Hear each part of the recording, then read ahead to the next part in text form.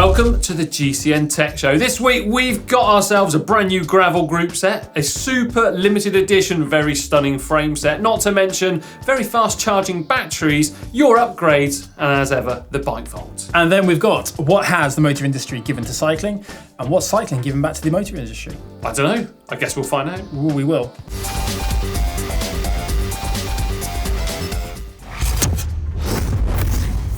Right then, first up, news coming out this week is that Shimano have just released a new component series called GRX. Any ideas what that stands for? I reckon gravel, road and cross.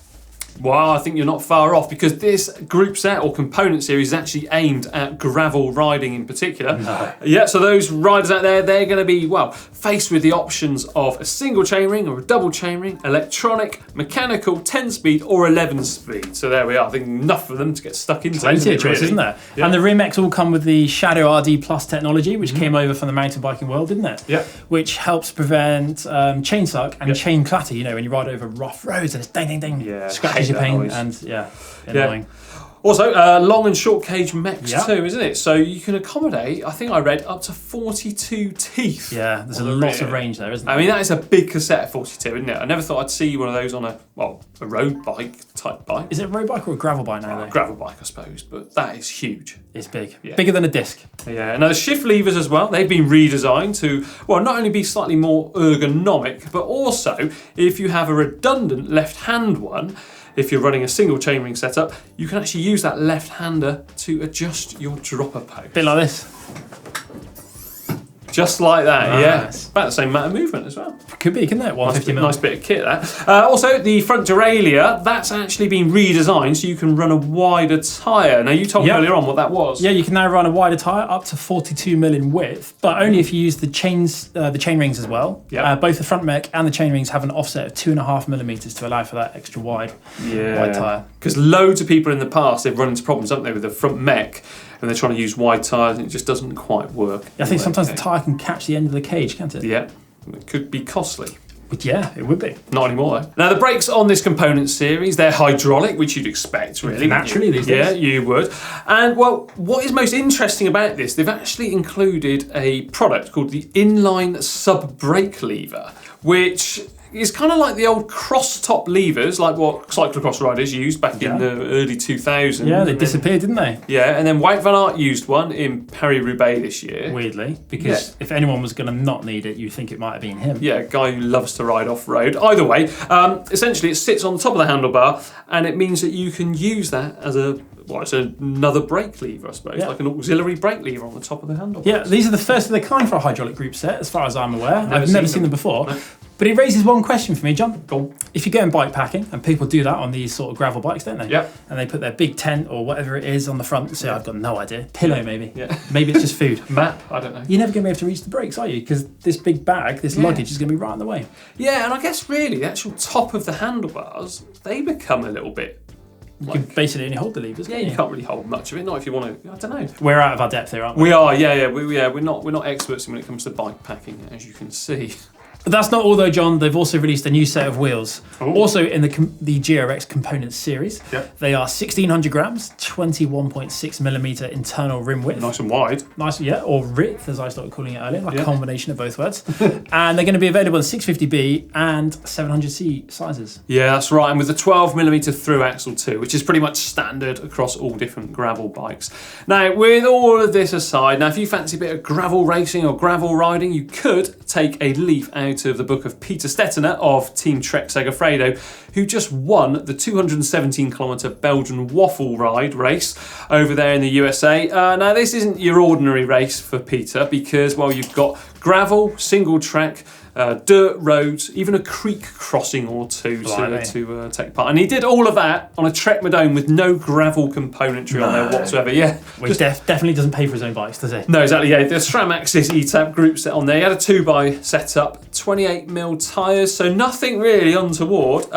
He didn't have the aero integrated handlebar though. Instead, he had the 2-piece setup. Oh right. Yeah, and he does have that ISO speed decoupler as well. You know, you can adjust a little bit of like compliance there. I'm not sure. Does this say how good new road bikes are, or does it say how unnecessary a gravel bike is? I don't know. What are you trying to read into this? Yeah, I know. Bit of both. I don't want to open that can of worms. In fact, the can of worms isn't here this week. But yeah, all of this, it's launched on the back of Campagnolo last week with their new Chorus group set, which is also aimed at the gravel riders. Interesting to see the direction they're taking. Yep. Now, a brand I'm a huge fan of, Officina Battaglin, have just launched a very limited edition frame set. Just 38 of them available, and there's a great story behind it. So, 38 years ago, 1981, the company founder, Giovanni Battaglin, he won the Giro d'Italia with a time trial inside of the Verona Arena.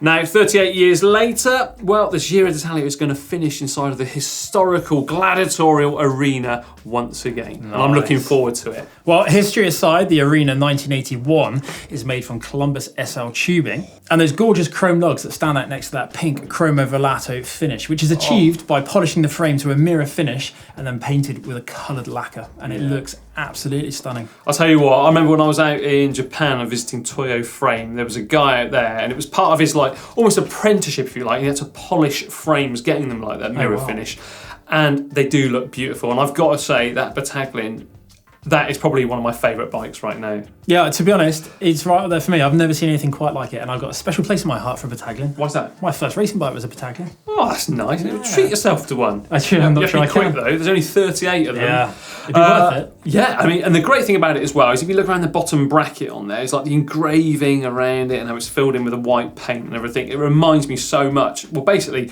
those hands that craft the bikes. There's something about that for me. It's no longer a bicycle in my mind. It's now a work of art. Yeah, that is 100%. Yeah. And get this, there's even a silver plaque, if you like, put on the top tube, and each one has the number of the frame that it is. So, obviously if you're number 1, you're lucky, aren't you? I think Giovanni's probably going to keep that for himself. And to be honest, I'd take number 7 on number 18, John. Yeah, I wouldn't really get 38. I'm not really that fussed. But either way, if you do buy one, you're very lucky, because you're also going to get a big old bottle, a magnum bottle of Astoria Prosecco. Oh. So, if you like a tipple as well, you're going to get exactly what the winners of each stage of the Giro d'Italia get. It's a nice Christmas present, that. Yeah. More tech later. Now, when you think about cars and bikes, many people out there instantly think about the battle on the road. But, and there is a big but, has car technology helped bike technology? Take, for example, first of all, I'm going to throw into the mix this bike, the McLaren Venge aero bike that was, basically built in conjunction with Specialized. Yeah, you may have seen this before because the bike is actually quite a few years old now, but it's one of the first heavily publicised versions of a joint collaboration between a supercar company and a bike company to make what is effectively a superbike. Yeah, now that bike was actually launched, I think, in 2011. Yeah. So it has been around, like you say, quite some time, and it made a big old impact, didn't it? It's aging well, I would say, actually. Yeah, I mean, it was used by Mark Cavendish. He won the green jersey that year, as well as loads of World Tour races. So, it certainly stood its test of time. But it was also built, basically it was the brainchild, if you like, of Chris DeLucio of Specialized, who was the head of research and development there. And, they seem to have carried over a few bits of technology from the motoring industry. But I wonder just how much of it was just sort of clever marketing as opposed to actual real involvement. You think they use a workshop around the back somewhere? Well, possibly. Now, this one leads me on to the next bike, and that is the Lotus bike, when it was famously used, really, by Chris Boardman at the Barcelona Olympics in 1992. I fondly recall this one as a 12-year-old sat there one summer's evening watching Chris Boardman catch Jens Lehmann. And now this bike was actually built in development with Mike Burrows, the guy who essentially created what all modern road racing bikes look like these days. So the compact frame, he designed that for Giant. But this is where it all gets quite interesting, and like you said, maybe they built in a warehouse or shed around the corner. From memory, Mike Burrows, a guy who comes from Norfolk, I'm pretty sure. Hopefully, Mike, if you're watching, that's right. It's not Suffolk or Norfolk, because it's a bit of a battle there. Either way, they used the Lotus factory to actually build that bike because they had the expertise, I guess, in carbon, as opposed to actually being a Lotus project development. Yeah. Instead, Mike Burrows was just like the brains behind it all. Right. Great looking bike. And I don't know how much he actually got from the car industry. But, if it was the use of the carbon fibre which enabled the making of that frame, it's quite a lot of use, I would say, actually, John. The bike was so fast that the UCI decided to ban it. But they ban everything that's fast. They do, apart from bizarrely positioned levers on bars these days. Yeah, or people hanging over the end of the handlebars. It's only a matter of time until those levers get banned. Yeah. Anyway, they banned it, but not before Chris Boardman went on to win his Olympic gold, luckily. Yeah. And to spark John's imagination. Yeah. It's a great bike, that. It's a stunning bike, actually. I saw it the other day, which is where I got that picture from. Yeah, exactly. Yeah, you were up at the Baldwin Wind Tunnel, weren't you? Yeah, I was blown away, John. Right then, so from something made in a shed, let's look at something which comes from $1 million car instead. Bugatti, quite a well-known supercar maker, aren't they, John? Oh, yes. $1 million supercar with 30 grand tyres. They also released a bike not long ago, the PG Bugatti bicycle. And it's quite a blatant piece of kit because it had tune components, it had THM bits on it, it had the lightweight wheels. Yeah. And Schmalker, all the like obscure, kind of very luxury German carbon fibre bicycle bits. Yeah, it was absolutely top of the range. And then it had the opposing single seat stay and chain stay, which I thought was quite a fun feature. Yeah, I remember seeing that at first and I thought, that is really cool. You know, I might treat myself to one. It's an e-pedelec as well, so a little bit of pedal assist. Great for commuting. Ride along. Ideal, belt drive, all of that. However, it came with a quite a hefty price tag. Prices start at £39,000 and then go up to £69,000. What on earth can you spec on that? Fully customised model. That's what I wondered. I mean, you'd want gold grips and probably gold chain. I don't know, but I'd want 2 brakes on it for a start. Yeah, but again, I beg to wonder how much technology has actually come over from the Bugatti, like the Veyron model of car, that sort of thing, and come onto this because probably the same paint. Yeah, I can't see many similarities really between so many of these car brands and bike brands. I'm struggling to see the value for money in this one, John. Oh yeah, definitely. Yeah, in the PG Bugatti, yeah, I don't know where it's coming from in terms of the pricing structure. But we've got other examples as well, Colnago and Ferrari. Yeah, I think Ferrari actually had a little bit more input on that though. From what I remember in the past, they actually made parts of the bike.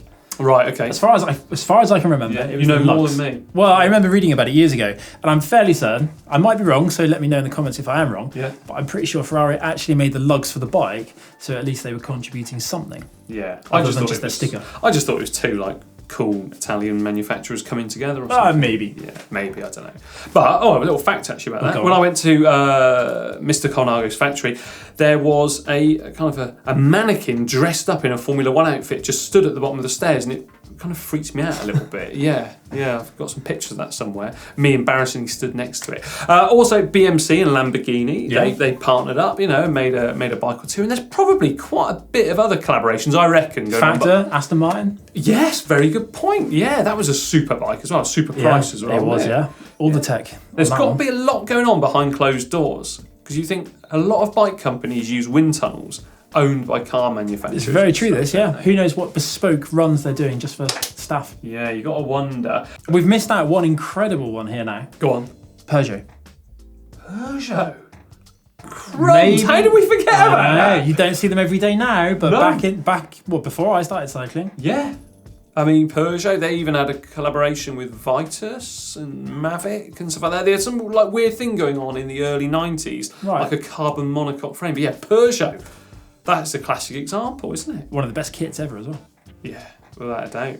Now, with all this aside, the car industry has definitely helped with the bike industry in one way or another, maybe with some clever licensing or some, behind-the-scenes manufacturing. But, importantly, the bike industry has also put into the car industry. People out there right now will be scratching their heads thinking, how on earth have they done that? Get this, Campagnolo used to make car wheels. How cool is that? They did, and they were cool wheels, actually. When I was a kid, I grew up on a farm, and to keep the plastic netting down on the silage pits, or the grass that had been cut and thrown into a big pile, we used to throw old tyres and old wheels on top of it. Yeah. And when I was getting into cycling, we discovered that one of the wheels was actually a Campagnolo wheel. And you can't imagine the excitement when you're, 10 years old at the time. That's outrageous. Yeah. Yeah, have you still got it? It's probably still down on the farm now, yeah. All right, we'll give you Dad a ring. I'll send him you want to buy it, do you, John? Yeah. Yeah. Give him a $5 or something like that. Yeah, so the Italian legendary groupset manufacturer, they built wheels to go on cars like Alfa Romeos, Ferraris, Maseratis, Fiats, all the exotic brands out there. And, they look good. And if anything is to go by, I had a quick look on eBay before we started filming the show, they still fetch a pretty penny. I mean, if you tell your dad they're just worth a few quid or something, you're going to be all right. But yeah, literally they sell for thousands still. What? Yeah, thousands. So there we are. Campagnolo, that's just one example. But there's got to be other things which we could take back from the car world, isn't there? Data logging for a start, and then how about daytime running lights? Oh, well, Bontrager and Trek tried that. But how about integrating it a little bit better? Exactly, yeah. Actually, once you have it in the bike. Exactly, fit and forget. Yes. So you don't have to worry about switching on and off, that sort of thing. And then you can have ABS, which I think would be useful for a lot of newcomers, especially into the cycling world. Someone has tried that, haven't they? Was it Bosch? Yeah, Bosch have made one for one of their e-bikes, I believe, Yeah. Traction control, I'm not sure we ever really have that much power. We probably don't. I don't know, you might. I've seen you wheel spin a few. Yeah, but it makes you wonder, doesn't it? What else, though, could we take from the car industry or the automotive industry? I think last year Ford and another company, they skipped my mind right now. They were having like a communication sort of system. So, you know, you could just, well, basically it was like a spatial awareness setup. Yeah, so that was quite cool. Did Garmin do something like that with their lights? They'd kind of let you know when something was approaching you from behind. Yeah. Through the rear light, it came up with an alert on your head. Which is quite clever, I think. That sort of thing, yeah. I do think we're getting to a point where actually there's an argument that we could have indicators on a bike. Yeah, to be really honest. I think like that would make a lot of motorists happy for a start. Yeah, definitely. Because so many people out there actually forget to do it. Right, but anyway, we're going off on a tangent. We are. We want to know, though, what bits of tech could, come over, basically, from the automotive industry onto our bikes. And vice versa, even. Yeah, if you have any ideas, let us know down in the comments. Get stuck in. Can of worms, is it going to be, do you reckon? No, I think this will be tame. Yeah, okay, good. Last week was wild. Good news now for any e-bike owners out there, because battery developer, the Jiangsu NESC Science and Technology Company, have released a new way of charging, or a new battery, certainly, that contains our favourite wonder material, graphene. That's right, so the lithium graphene battery apparently can be charged fully in just 15 minutes, which is very fast. That is good going. How fast is a decharge though? Oh, I don't know, depends how many watt hours it's got, but that's a completely different story, isn't it? I quite like the idea though that if you're out on a ride and you knew your battery level was getting down a little bit, low power, you could start searching for the nearest cafe or shop of some kind and pull over, top up yourself and top up your bike at the same time. Plug this in.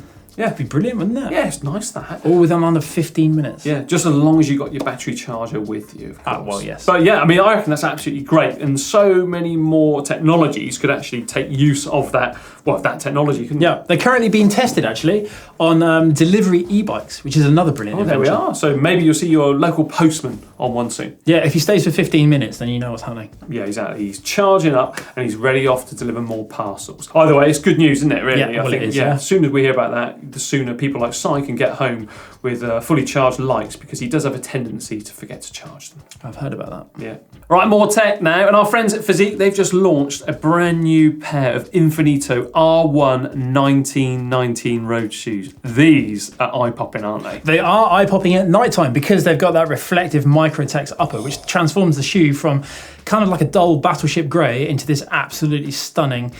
I don't really know how to describe it other than it's like taking a photo in a mirror, isn't it? It looks amazing basically at night. Yeah, and they've also got a pink line around each shoe, and well, each one represents the different routes of the different races. So I don't know, I think on the left one you've got the 1919 route, and on the right shoe you've got the 2019 route. It's a nice touch, isn't it? I think it does look cool. Yeah, would you wear them? I'd wear them at night so you get the full effect of the reflectiveness. Yeah. Well, you have to ride underneath the full moon, I guess, wouldn't you? And lots of car headlights. Yeah, or just in cities. I'm looking forward, actually, to getting my feet in a pair of them, because they look great, I think. Right, more news now out of Japan and Shimano, and the Tiagra range of components is going to be getting an upgrade, so it falls more in line, really, with its siblings such as Jura Ace, Ultegra and 105. Yep, it comes with hydraulic brakes with a nice slim body, which is good to get your hands around. They've also got a chain set with a ratio of 48-34, I think it is. And crucially, if you are using hydraulic discs, then it's going to come with through axles as well. Because I actually think the through axle technology is even better than the discs themselves. Blimey, there we are. You heard it here first, Mr. OP. I tell you what, that Tiagra group set is absolutely fantastic. It is. It's come a long way from when it was first brought onto the scene. And I think it's now so good, John. I'm going to put it out there. I think Tiagra is now better than Duros was 20 years ago. What? Hang on, that's 77-100 Jura Ace 20 years ago, 1919. Sorry, 1919? 1999, I have, yeah. That's the group set that Lance won that tour. No, Yeah. I don't agree with you. Well, that group set was amazing. It was Even amazing. The cables came out, and I used to get rubs and all that. Yeah, and it was a nice looking group set. The levers Flight looked good. Deck, one of your favourite components. Did have that, didn't it? But I think the brakes, as I said a minute ago, they definitely work better on this new group set, and I reckon the shifting is going to be smoother too. Yeah, I don't know. I've got, I think, at least one bike with that group set on, maybe two. Something that's definitely better would be the chain set, because that used the old Octalink thing, and they weighed a ton. They used to wear out. Don't forget, it was only 9-speed as well. Oh, I can live with 9-speed, mate. It was great. Yeah. Well, I genuinely want to see a comparison. I want to know how far you have to go to get from what was once upon a time a top-of-the-range group set to meet today's entry-level group set. Yeah. I don't know. Right, well, get involved in the comments section. Do you agree with Chris or not? I don't. Well, I don't. You've really put me in a dilemma here. Oh, John. Yeah, get involved though. Is today's Tiagra better than 20 years ago dual race? Let us know down there. Right then, competition time. We need to announce some winners because we've had a few unboxings recently. Yeah, it's been a good week, hasn't it? For giveaways. It has, yeah. So, firstly, apologies in advance if we don't get any of your names correct. But, well, the good news is they are on screen, aren't they? Yes. Luckily, you can pronounce them yourselves in your own heads at the same time. Right. First up is the Celi Italia unboxing. Yeah. And the first winner is Jose Valentim Aguar de Freitas from Portugal. And then from Sweden, we got Patrick Kastman Langlet. And then we have Maximilian Jäger from Germany. And finally, from Tunisia, Dia Edine Bilal. I'm a bit worried I didn't get that one quite correct. Yeah, chances are pretty bad for us, aren't they, John? Anyway, congratulations to you. We will be in touch. Yeah. And then we have the Wahoo Element Rome unboxing, which Ollie did last week. And first up is Martin Smith of GB. Congratulations. I think I might have pronounced that one okay. Yeah, I reckon you got that one all right. And then from Italy, we've got Carmine Tondi. And then from Belgium, we have Jorrit Verwimp. So congratulations to you. Yeah, we'll be in touch via email to arrange delivery of all these products. And congratulations. Enjoy. Some lucky winners. Yeah. I never seem to win. No, nor me. Right, it's now time for the part of the show called Screw Riding Upgrades by Upgrades. So we want to see before and after photos or media of upgrades that you've done to your bike with the chance of winning this bottle. Well, not this exact one, because this is my own, but a GCN Camelback Eddy water bottle. So nice and handy there, put it in your bag, take it to work or school with you, whatever you want to do with it. Spill proof they are, John. Exactly. But first up then, we need to announce the winner from last week. And well, with 60% of the votes, it was Joseph and that cyclocross gravel bike. So some of you remember that he spent well over the budget that his girlfriend allowed him. So hopefully they're still together. If not, doesn't matter, Joseph, because you got yourself a bottle. Yes. Yeah, lucky girlfriend replacement therapy right there. So get in touch with us on Facebook to arrange delivery of that. Right, do you want to go ahead then with this week's first contender? So this week we're starting with Tatu, who is from Finland. I'd love to go there. I've never been there. No, nor have I actually. It's an amazing place. Think of all the rally races they used to do there. Yeah, Tatu invites over. Anyway, Tatu built a bike for his wife last summer and her cycling hobby took off from there. Later that summer, she updated to a specialised fitness bike and Tatu started to wonder if he could join the game as well. That's nice. He browsed the classifieds and found this old and tired Peugeot hybrid. A dad bike for €40, which sounds all right, doesn't it? €40. €40. During the winter, Tatu collected all the bits to convert it into a single-speed bike in order to improve his aerobic fitness for next summer. After only around €200 spent, Tatu now has his dream machine. eBay was a good source for this. Bullhorns, Textro retro-ish levers, Light Pro billet cranks, Fourier's cog conversion kit. He even accidentally found some accidentally, I love how you say that. I love that. Accidentally. Crank Brothers egg beater pedals from a flea market in Tenerife for €10. Well, to be fair, that sounds quite acceptable. Yeah, it's a bargain. Tatu says the original Rigida box section rims might get replaced next winter and that simplicity is the key. It is. Do you know what? If you want to make up, an easy bike like that, it's just single speed is the way to go. Yeah, I think it is. So easy. There's no compatibility or cross, And to be fair, you'll get up most hills in most parts of the world. Yeah. I mean, perhaps the only time is when the hills get so long, like mountains. Yeah. Even if it's short and sharp, with a bit of training, you'll build up to it. Exactly. Anyway, we digress, John. Yeah. Look at this. Look at that. Matching tyres to the red insulation tape on the bars. Those are mountain bike brakes that he's just put on the end of. Blimey, Tatu. Yeah. Right. That's thinking outside the box. Yeah, that is, yeah. I like nice, this. Isn't it? So Yeah, we're looking at the rear cog there. That looks stunning. That cog good chain tension. Yeah, very good chain tension. Oh, that's nice as well. The chain ring and the outer ring. ring. I do like that. It's Do you like very that? There's classy the egg looking. beater pedals. Yeah, they Where's actually the, look where's like egg the beaters. finished beauty? That There is she nice, is. isn't it? It's clever. That's like what, 240-ish euros? That's not bad, is it? That's not bad good. at all. I like that. At first I thought it was an old Look Ergo stem, and I was thinking 240 euros alone. It does look like that, doesn't it? Yeah. Rip-off design, obviously. Oh. Wow. Anyway. Right then, well, Tattoo and the Peugeot are up against James from Leeds in the UK. Have been to Leeds? A few times. Okay, well, we've not been to Finland, Tattoo, just remember that. Anyway, James says he's never had a road bike before, so set themselves a challenge of making a bike that looked the business and rode well, but for less than £500. After a couple of weeks of searching, James found a B-twin, Triben 520 in great condition for £270. He stripped it all down, cleaned it up, picked the stickers off the wheels, used a bit of acetone to debrand the brakes and sanded off the frame branding. Acetone, always good for that. Then he used the spray dot bike cans to give the frame, fork and stem a matte black respray. Simplicity. Nice. He then set about rebuilding it. Got a few new bits to give it a little upgrade here and there. Fresh bar tape in the matching black, a black bottle cage, bottle and little bottle mounted stash box for tools and snacks.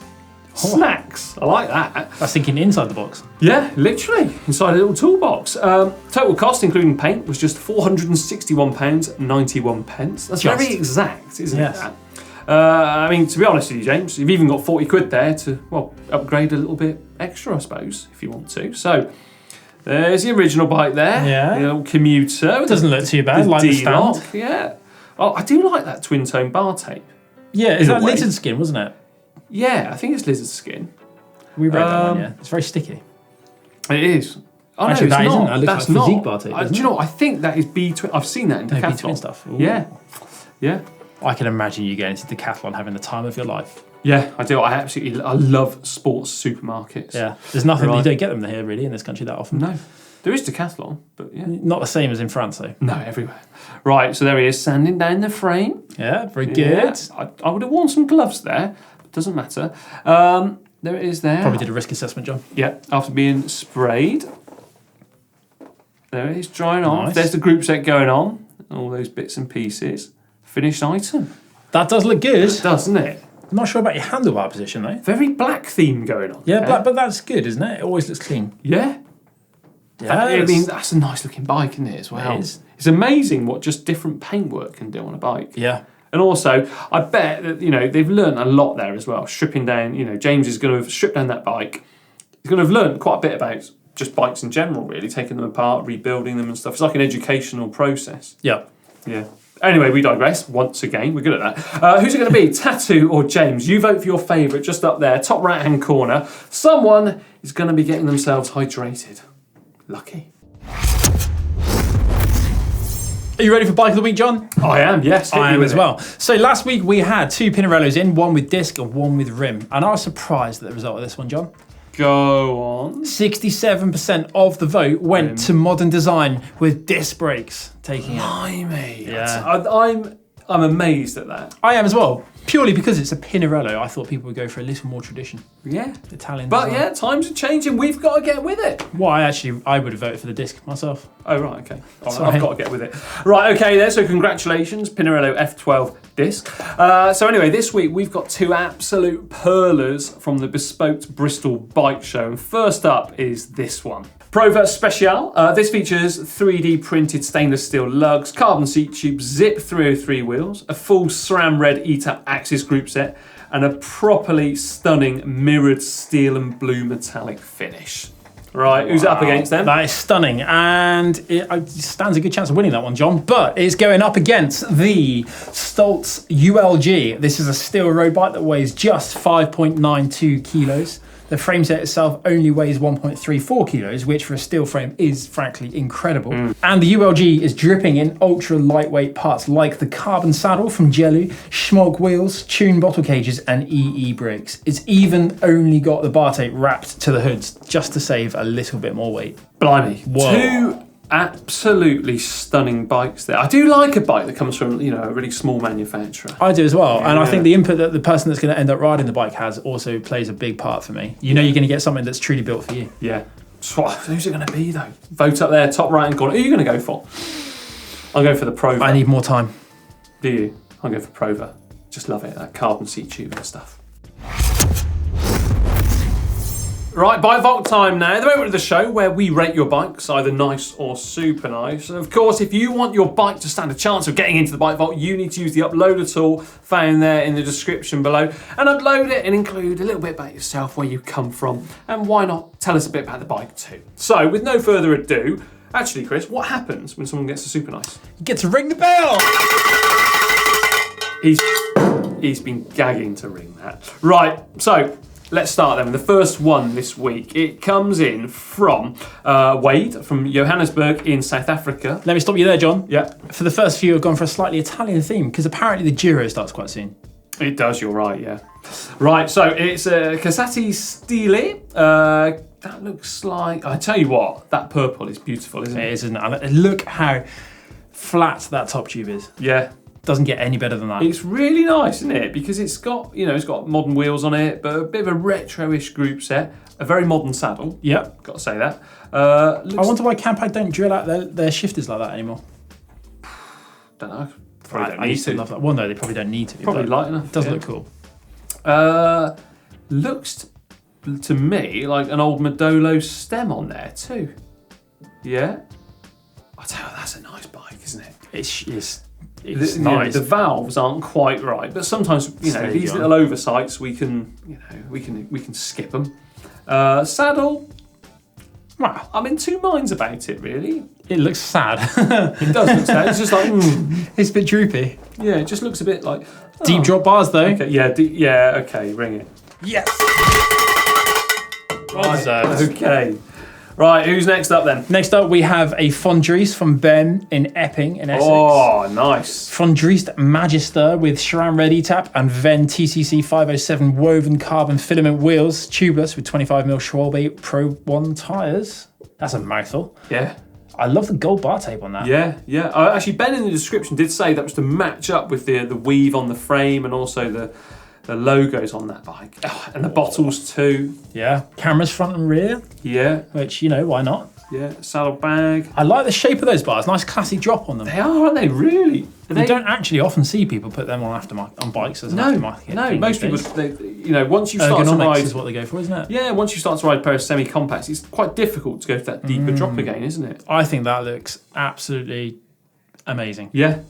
You don't see them very often either. No, you don't. Yeah. I remember once actually driving through Italy and I saw the Fondriest warehouse or shop. Couldn't believe it, and I stopped. I wanted to go in. I was desperate for the toilet, actually, to be perfectly honest. And it was closed. It was a Sunday afternoon, but still, I looked through the window, and I'm probably on CCTV somewhere. I don't know, just very obsessive through that window. But either way, we digress. Come on, John. What is it? Oh, super nice. It is a super. Right. Next one, we've got ourselves from Helga in Norway, a DeRosa Protoss disc. SRAM Access ETAP 1x NV 5.6 wheels.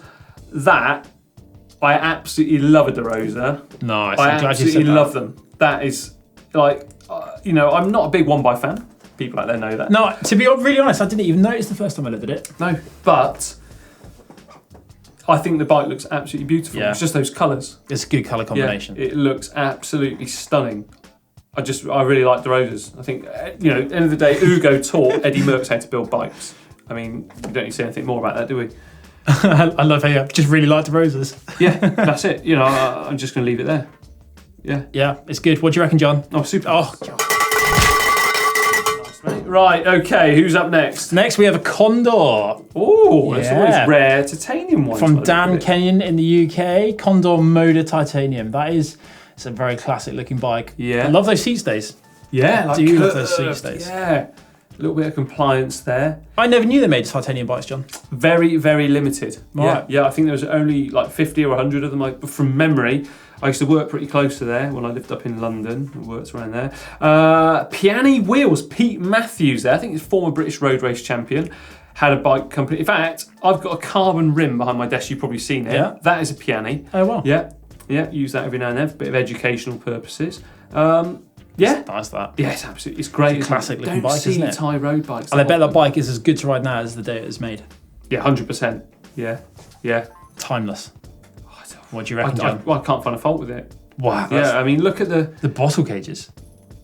They're a work of I think art. they could be king cage or something like that, I think. Your little donuts there on the underside of the top tube. Stop the tingling. Oh, yeah, there's nothing worse. Ding. Don't like a rattle. Yeah, great looking bike. Yeah, Dan. Yes. Right, final one this week is Phil.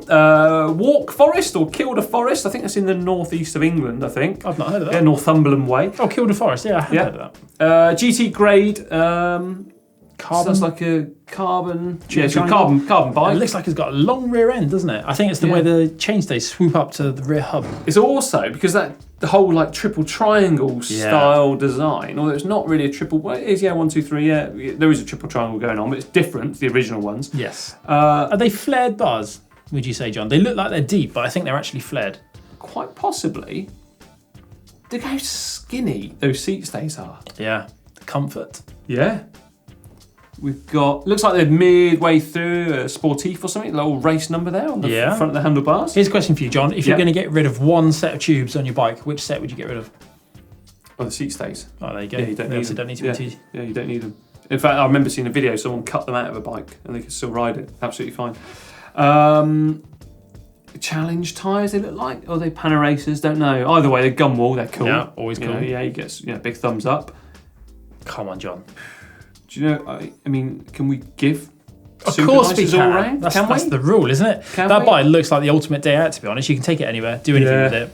And you've got 5-bar gate. That's seen better days, hasn't it? Look at it up there by the hinge. Oh, wow, yeah. Yeah, surprised that's still hanging up. Phil, is it still hanging up? Don't know. I'm doing it. Yeah, go on, mate. Actually, turns out you don't have to ring it hard to make a lot of noise. No, you don't. No. You do a very good job of that. So, 5 out of 5. That's good. That's a good game, right? That's a clean sweep, isn't it? So you know what to do. Get involved in the Bike Vault. Well, use the uploader tool down there in the description. Maybe, just maybe, we'll feature them, but we do get loads. We do, but it is the best part of the week going through them, trying to find the 5 that are going to make it into the show. Yeah, I mean, we don't pick like favourites or anything like that, but you know, sometimes try and pick different ones each time. Yeah, exactly. Yeah, or because some people theme. each and every week just resubmit, and that's just cheating, isn't it? Yeah, I'd go every other week. That probably increases your chance of getting in.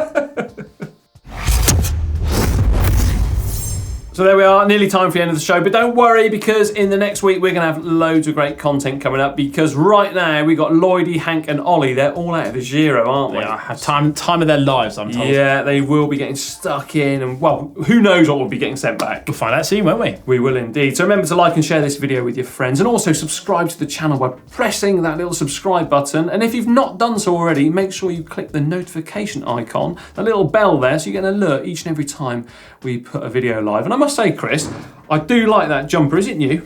It is actually, John, in special John Canning's green as well. Or Celeste green, I think they call it. Limited edition as well, I believe. Shop.globalcyclingnetwork.com. Get in there quick. Yeah, head on over there before they sell out. They are going like hotcakes right now. Now, for 2 more great videos, how about clicking on Mr. OP?